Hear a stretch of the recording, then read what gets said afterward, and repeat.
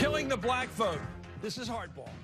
Good evening. I'm Chris Matthews in Washington. This is rotten stuff, isn't it? The Republican effort to kill the black vote in state after state. Pennsylvania, Wisconsin, North Carolina, Florida, Texas. We can all see what they're doing. Believing they can't convert the African-American vote, they've decided to slaughter it. This is murder in broad daylight. All right, ladies and gentlemen, welcome back. We're joined once again by Tim Graham, executive editor of NewsBusters and director of media analysis at the Media Research Center. They put together the best notable quotables of 2014. You can see it all at mrc.org. I was a judge. I'm privileged to be a judge now for several years on this. And that was the Ku Klux Con Job Award for smearing conservatives with phony racism charges. And the winner, Chris Matthews. Wow, was that ever over the top, Tim? Yeah, I mean, that's just irresponsible nincompoopery.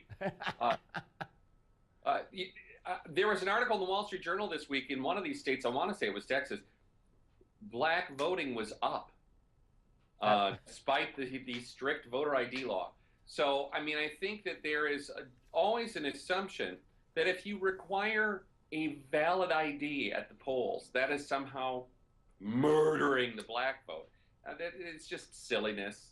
You know, I think he's just like, oh, it's a new day. I have to trump it up some more. Right. Well, he also won, and then we'll get to your piece on MSNBC right after this. He won the MSNBC equals mean-spirited, nasty, belligerent Chris Award. He has to win because he was the only nominee in all these categories. But here's the winner from Chris Matthews. But if only the people who voted in 2010 show up this November, you can kiss all this goodbye. You'll see the beginning of the end to what could have been, what many of us believe should have been, an historic turn toward full democratic government in this country. It will be a double downing of efforts to suppress the votes of those who voted for him in historic numbers, a return to something like Jim Crow days, redolent of all the old anti-black gimmickry of that time, literacy tests and poll taxes and all the rest. The goal will be to erase not just Obama from the history books, but any evidence that someone of his background should ever think of being president. It will mean victory for... Yeah, all right, ladies and gentlemen, victory for the haters is how he finished that, Tim. And you know, it's really crazy. It's more of the same from what we saw in the previous one. And I want to talk about this because, you know, one could argue that they're playing to their audience here. And certainly Phil Griffin, the head of MSNBC, admitting the other day that the ratings, you know, stunk. But we have more blacks than anybody and more Hispanics than anybody. And you know, maybe they're just playing to that audience. I think they are trying to pander to what they call the MSNBC community. But again, yeah, we created this Chris Matthews Award because if you put him in 8 categories, he tends to win 8 categories. I mean, he's just so over the top. You got to sort of put him in his own little pen. Yeah, it's this whole notion that somehow we don't just disagree with Obama on the conservative side, that we want him somehow removed from the history books. Look, his election puts him in the history books.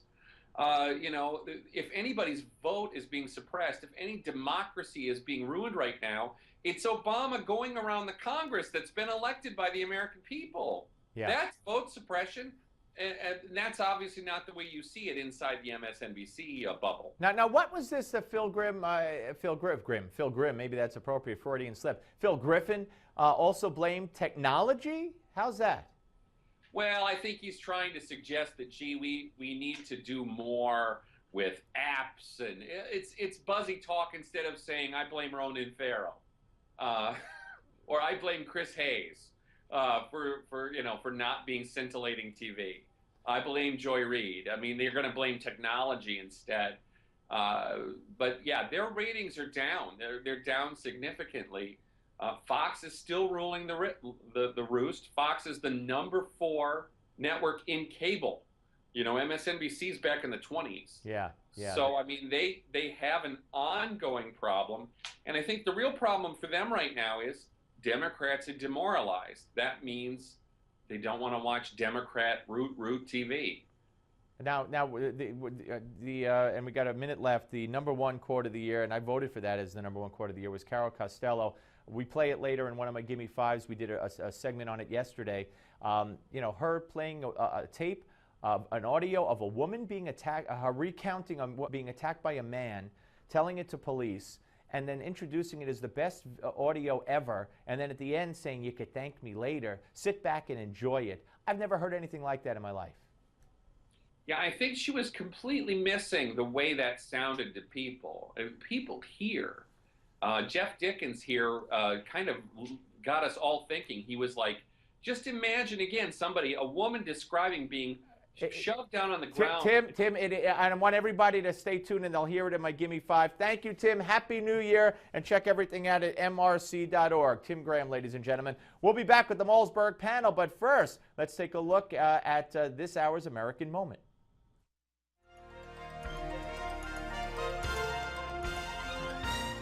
His presidency was one of the most vexing in American history. Mention the name Richard Milhous Nixon, and some will always remember him as the president who resigned over Watergate. But many others will credit him with one of the greatest diplomatic achievements, the reestablishment of relations between the United States and the People's Republic of China. As I have pointed out on a number of occasions over the past 3 years, there can be no stable and enduring peace without the participation of the People's Republic of China and its 750 million people. For 25 years, diplomatic relations between the two great nations had chilled, following the United States' decision to recognize Taiwan as the legitimate government of China. President Nixon and his then National Security Advisor, Dr. Henry Kissinger, reached out to his communist adversary to change that.